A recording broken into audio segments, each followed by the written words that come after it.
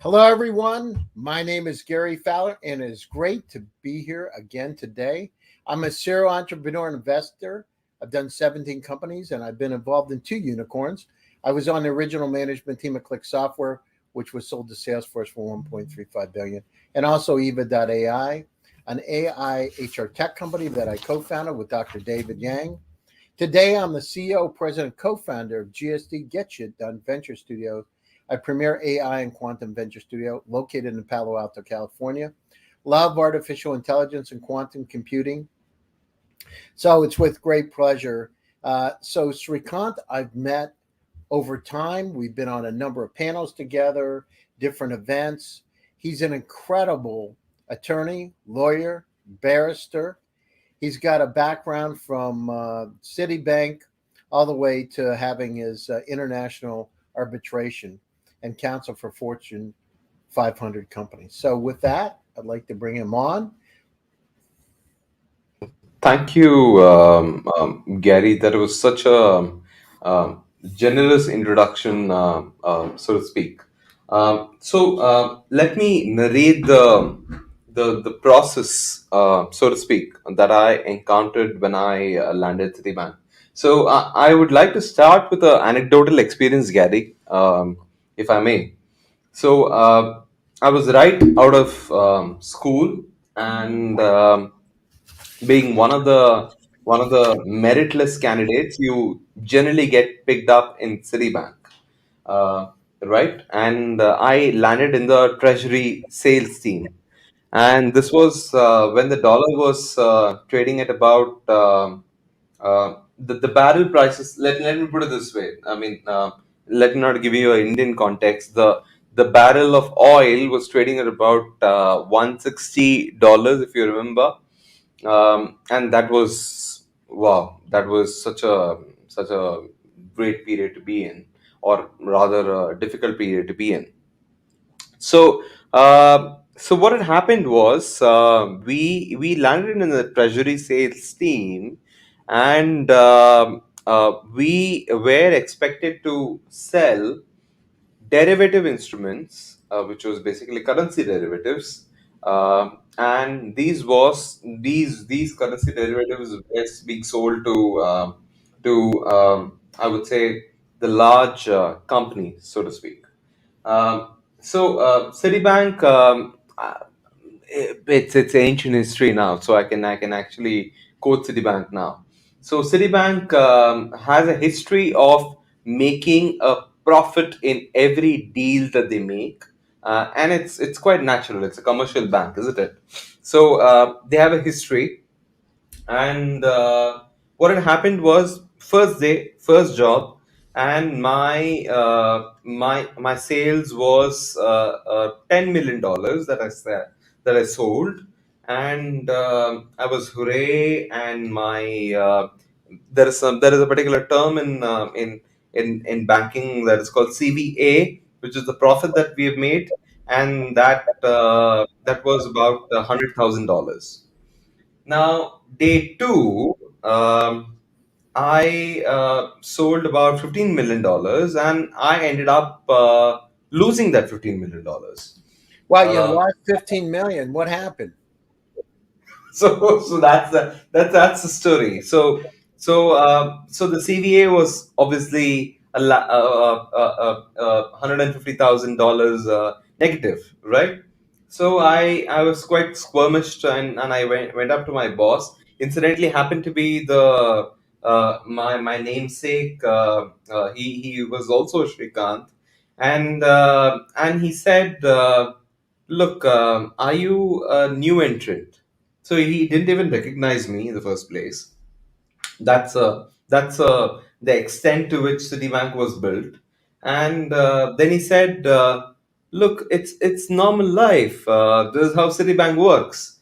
So this kind of churned the everyday life. So you live as an entrepreneur, you live every day, don't you? And Citibank gives you a experience of living every day. So Well, the other I thing, Srikanth, they gave you the experience because it wasn't your money to lose. You know what I mean? I mean, if you were losing 15 million, you'd be sick. You know what I mean? But for a bank that's got billions and billions of dollars, it's a whole deal, and that's part of being a bank, isn't it? But my salary was being paid on the on the profits that I make of the deal. So remember, I did have, I was a stakeholder in the loss or the profit that I made in that particular deal. So so let's not forget that. So so what had happened was, eventually my boss, who was my namesake, he quit, and he moved on to a large enterprise, one of the largest enterprises in India, called Reliance, and he moved on there as a CFO. And I had a great shoes to fill in. I had a pretty much a 12 or a 13 size UK shoe to actually fill in, when I was an actually a 10. So so what had happened was, I had to tell the squirmish new interns, or the new onboardees, to actually say that, look, it's easy, it's okay to lose $15 million and $10 million. So that kind of shaped the entrepreneurial attitude in me. I think that was a tipping point, so to speak. So So now you got paid commissions. You didn't have any salary. I did have a fixed salary, but commissions were a bulk of it, and commissions were humongous. I mean, we are talking about, the movie margin call kind of commissions. Um, so so let me not disclose how much commissions that I made, and how much commissions did I lose. But we had people who made profits, and who did end up losing money. Then, after the stint with Citibank, I went on to Daimler India Commercial Vehicles, which is basically a German entity, and which was looking to operate in India. And they were looking to expand in India, and they wanted a treasury lead. And they found me to be the right counsel for it, because I had the legal experience of bringing in foreign money, and I brought in close to $234 million in India. And with all the buses that you see, the Scania slash the Daimler buses that you see, I would say it's I have contributed a little bit towards that. So circa What happened 2015. now, Srikanth? What happened to Chakra Venture Partners? Because you were a controller there, right? You worked at that place. Yes. So what happened there? You were there for a couple of years and almost 3 years, right? So is that when you got your taste for venture, or how did that work? No, as a matter of fact, Gary, I got my taste of venture during Citibank. I mean, Citibank taught me. I think there wouldn't be a better school. At the moment, I do not know what the inner functionings of Citibank is. But at that particular point of time, when there was a crisis, and when we were firefighting, I think Citibank was the best school to actually to teach you entrepreneurial skills. So with this experience of legally counseling, Citibank, as well as acting as a counsel for Daimler India Commercial Vehicles, I uh, I wanted to enter into a domain uh, where I could combine legal experience with experience in investing. And that was a thing which I wanted to explore. And during that particular process, what had happened, Gary, was Chakra evolved, and much to my surprise, there were a lot of high net worth families in India who did not. Let me give you a historical background. So 2014, 2015 is when India was seeing a surge in startup investments, and all these family offices, which were basically run by mom and pop, and so on and so forth, which had made their billions, and which was basically a Walmart of sorts, right? So they felt that, look, there was something that was missing, and much alike to what they are doing to Bitcoin right now. By the way, they are actually having conversations with me and saying that, look, somebody made so much in NFT. Why can't we make it? That's a very absurd or an abstract question to pose. But what had happened was, in 2015, there evolved a lot of family offices which wanted to explore alternative strategies. Let me put it that way. And when they were exploring alternative strategy, they were searching for someone who has got a the legal experience, and b the treasury experience, the whole gamut of managing funds and so on and so forth. And I got into a relationship with them, and I happened to shoot down. I'm not proud to say this, Gary, but I happened to shoot down more possible unicorns than what could have been produced. And this is with utmost remorse that I'm making this particular statement. The unicorns that you see right now in India, especially in India, uh, could have been a lot more if I had not shot down. And you know how these family offices work. They go by the solar council. They go by the person who they don't take a second advice, and so on and so forth. But I made some good strategic calls for them, and they liked it. And what happened during that particular process was, they said, "Look, we like the way that you work. We like how you deal with staff, and I'm not too sure if you have watched this particular movie called Michael Clayton, where George Clooney plays the role of an attorney and so on and so forth. So they wanted me to be the Michael Clayton and the investment manager and the margin call guy. Imagine how big a job description that could be. So somebody who could clean in house I'd and hope your paycheck would be the same. That's when it's interesting, right? Yeah, so this is what happened, and from a paycheck perspective, I do have my grievances. That's a different issue. Family offices are generally conservative, and what had happened was, now I receive day to day. So what happens is, there is a cold mail that is being sent to a particular AIF. Let me not call it AIF. There is a venture fund. There is a cold mail which is sent, right? We never know who's behind that particular cold mail. The person who has opened it, we don't know who's opened it. Uh, and I have iterated that in my shows with you earlier, that I'm the one who opens it. So it may sound like a Breaking Bad code, but I'm the one who knocks. So what happened was, I evaluated these investments and I presented them to the board and so on and so forth. And we made quite a few successful investments, which I checked with the family office if they are comfortable disclosing the investments that they've made. They're not quite comfortable because they want to do a Series A and Series B.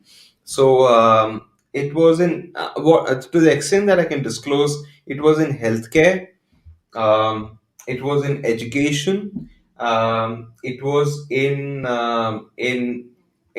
tech, again tech, diversifying into different aspects, and so on and so forth. Now I'm bombarded with calls asking me about NFT. Now, I do not know. when you're going down through it, so NFTs are hot, but how do you get the loyalty of those family offices, Srikanth? How do you get to the point? That's, the audience wants to hear about the inner workings. How do you get to the point where somebody trusts you? Where does that come from? And how do you get an introduction to those folks? So this is what happened. So from an introductory perspective, I think they find you rather than you finding them.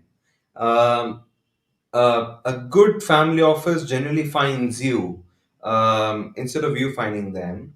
And this is what they will do. They will give you a particular taster for you to evaluate, and they have their own internal committee meetings, and they evaluate. So I do not know if I made the I did make a right decision. So the first investment idea that came through to me, I shot it down on multiple reasons, and I gave my reasons. I gave the reasons as to why I'm shooting it down, and the family surprisingly took only my advice. And a newbie who doesn't even know how the family works, who's not even acquainted with the family's portfolio and so on and so forth, basically tarnished every. I mean, I was evaluating the financial, I was evaluating the legal, and then I was saying this is a pro, this is a con, and there are more cons than pros. So they give you a taster. This is how they typically do it. And once they give you a taster, So they have a very they were sinister. testing you. They were testing you to see what you had to say. Yeah. This is where the sinister part of family offices come in. They give you another taster, and they say that, look, why don't you evaluate this? And they know that that's a failed model, and you will obviously be apprehensive, right, when you're shot down the first one, and you want to give a yes to the next one because you want to lead the deal. I shot that one down too with the same reasoning that I had for the first one, and the family was quite impressed. And I think if I have to share my secret, the mantra of success, this would be that. I mean, family offices appreciate honesty, they appreciate sincerity, hard work, everything is there, but the echelon is honesty. You have to be honest, and you have to represent the true facts. You can't have any side dealings, and you can't look over certain facts, and so on and so forth. So, from a family office perspective, I went on to from a family office which was dealing with, let's say, um, uh, $100 million. I went to a family office which was dealing with $4 billion, and I went to a family office which was dealing with a consortium. As a consortium, I don't want to name them. As a consortium, they had about $8 billion under them, and this was quite a mighty proposition that they had. And you have different challenges that you need to fight, right? They have their old timers that they rely on. Then this newbie comes in, and I'm going to be an old timer soon, so I need to train the next generation or the newbie. So they also evaluate on many parameters. As a matter of fact, Gary, you would be surprised as to how family offices take decisions on instinct and in-person discussions slash the way that you appear, and so on and so forth. So the youngsters who are pitching to a family office, my advice to them would be, dress smart, look sharp, and turn up sharp. uh, Boy, the that's a reason lot being, different. That's a short con. That's a lot different from the West. In fact, Silicon Valley, it's actually opposite. If you dress up, True. they think that you're not the person, that you're so old that you're not going to fit in with the lifestyle. And so they're kind of like, the best case scenario, you wear a pair of jeans and a like a mock turtleneck or a t-shirt. It's not normal. And you wear sneakers.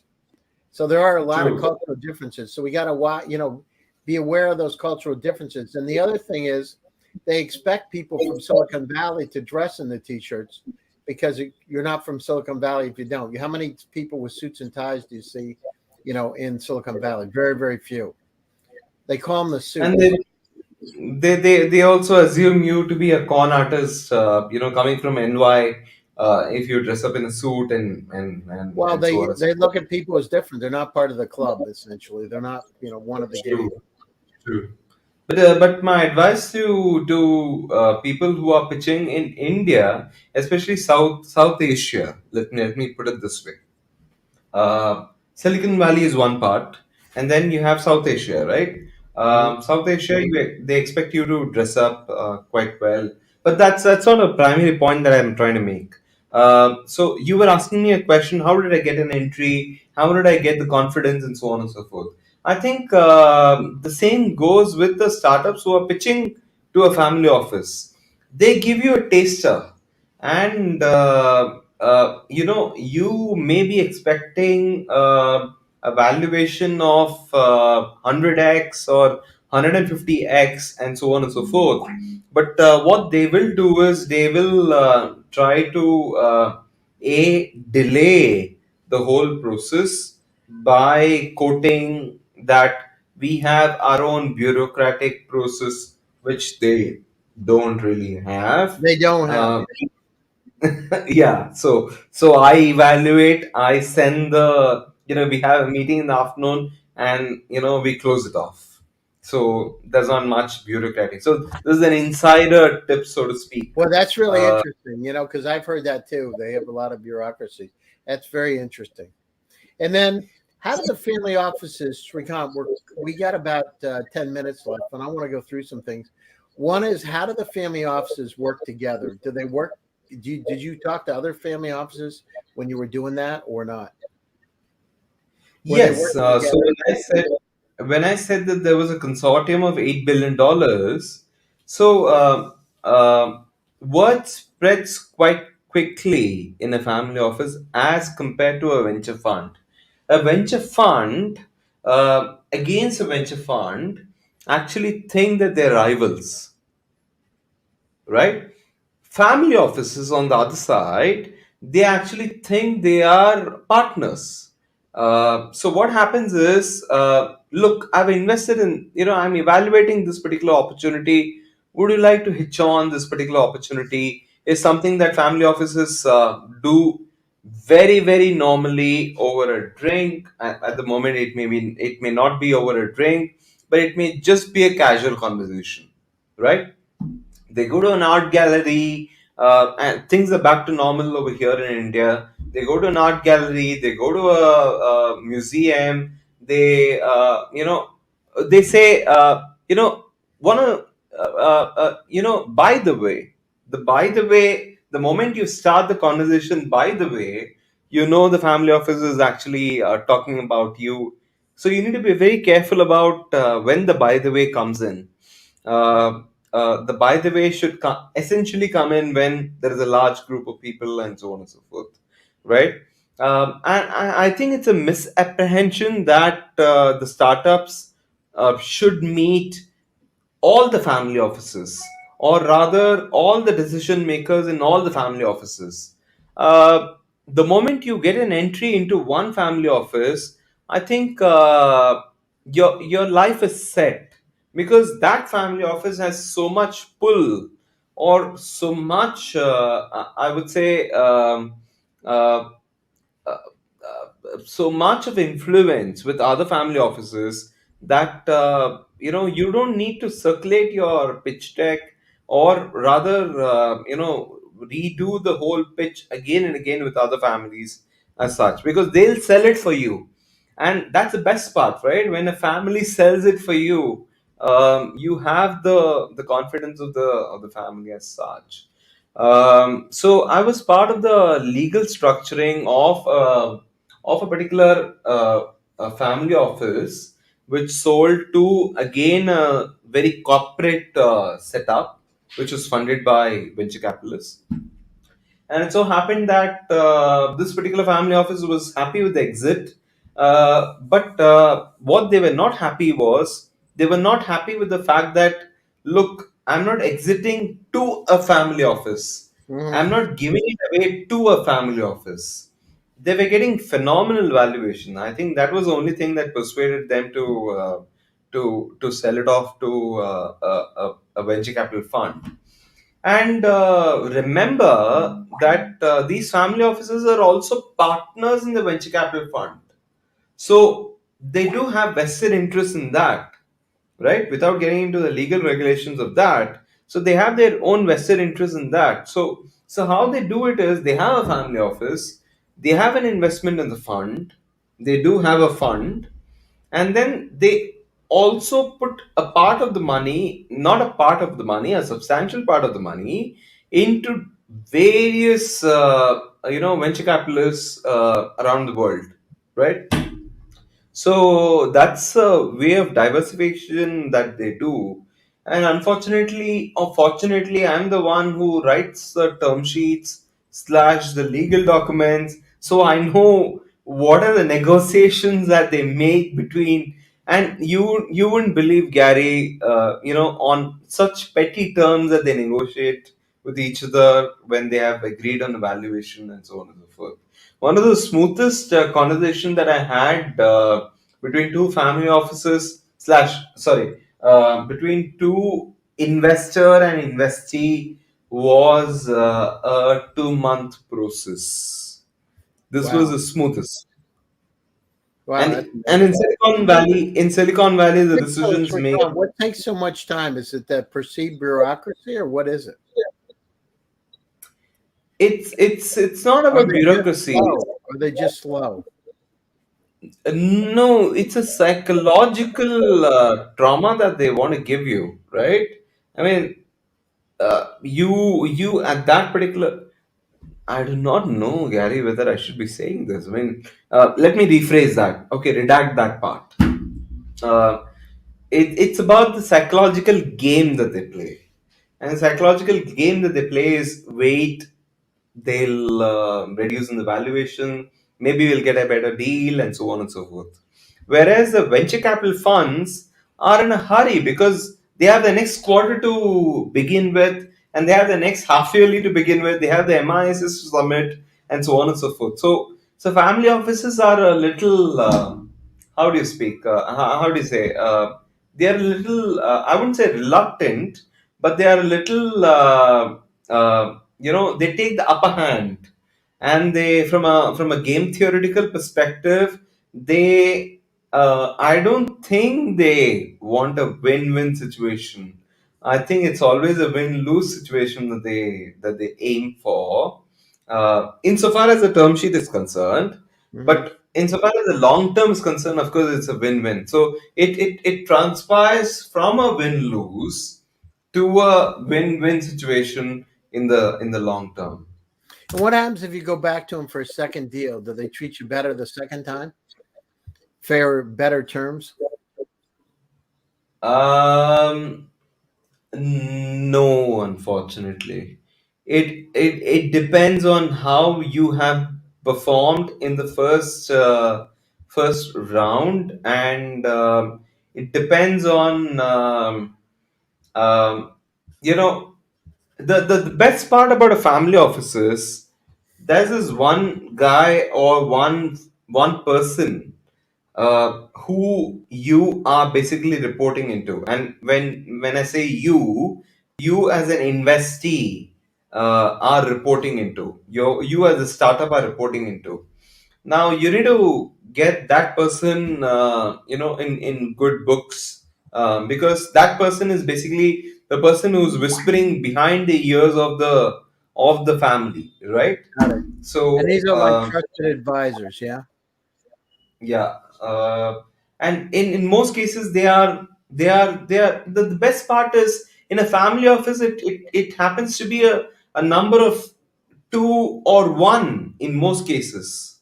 And I happen to be with family offices where I'm just the one, and they're happy. I mean, I assume that they're happy with me, but I have whatever propositions that I've made, Now, Srikanth, and I have a question for you. Did you become friends with any of these family offices? Did you develop relationships with them? Do they trust you that much? And, is it one of these things, let's go to lunch, let's talk? Do you ever get to that level with them? yes, it's with a motive, isn't it? Always a lunch meeting is with a motive. So I know exactly Not what just the lunch meetings, family. but I mean hanging around with them. Do they invite you to go to their homes or go out on their yachts or anything like that? Do you have those kind of relationships with them? Absolutely. So I've been on vacation with the family, but I know inherently the vacays are with a motive. I know somewhere in the vacay there's going to be a conversation. By the way, I came across. What do you think? I So. got it. The by the way that occurs between the families, it occurs between me and the family officers as Well, looks like we've lost Srikanth. Anyhow, my name is Gary Fowler. Thank you for tuning in to another edition of GSD Presents Silicon Valley AI and Tech. So if you need to have Srikanth's contact information, you're in India. He is a global lawyer. Just let me know. I'll be happy to help out. So I'd like to say stay happy, stay healthy, and keep smiling. And this is to the next show. Thank you very much.